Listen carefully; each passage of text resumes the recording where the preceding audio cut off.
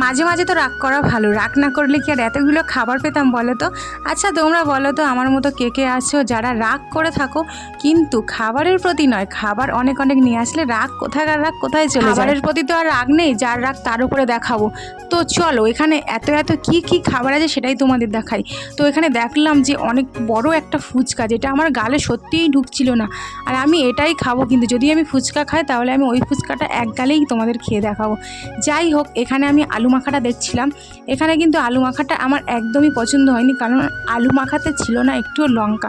তো বড় বলে তুমি লঙ্কা খেতে ভালোবাসো কিন্তু লঙ্কা খেয়ে পেট জ্বালা করে, সেই জন্য তোমার জন্য আমি লঙ্কা আনিনি। তো কী আর বলবো। আর এখানে দেখো প্রচুর ছিল চিকেন পকোড়া, কুচো পকোড়া। তো এতগুলো খাবারের মধ্যে সবথেকে কিন্তু আমার এই খাবারটা বেশি টেস্টি লেগেছে। তারপরে দেখো একটা বড় চিকেন পকোড়া, তারপরে ছিল দুটো ভেজিটেবিল চপ, আর তারপরে ছিল এত এত স্যালাড। তো এত কিছু আনার পরেও কি বিরিয়ানি আনার কোনো দরকার পড়ে বলো?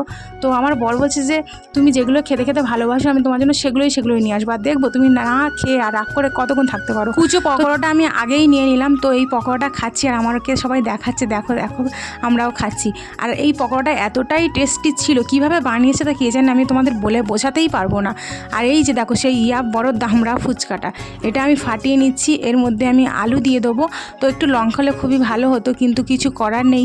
আর এই ফুচকাটা দেখো খেতে গিয়ে আমার কি অবস্থা হয়েছিল। প্রথমে তো গালেতে ঢুকছিলই না, তারপর চেপে চুপে ভেঙে দুমড়ে ঢুকিয়ে দিয়েছি এক গালে।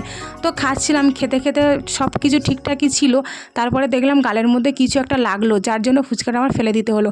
তো চলো গালের মধ্যে কী পেলাম সেটাই তোমাদের দেখাই। এই যে দেখো এখানে এত বড় একটা বিন নুনের ডেলা, পুরো মুখটাই বেকার হয়ে গেল আমার।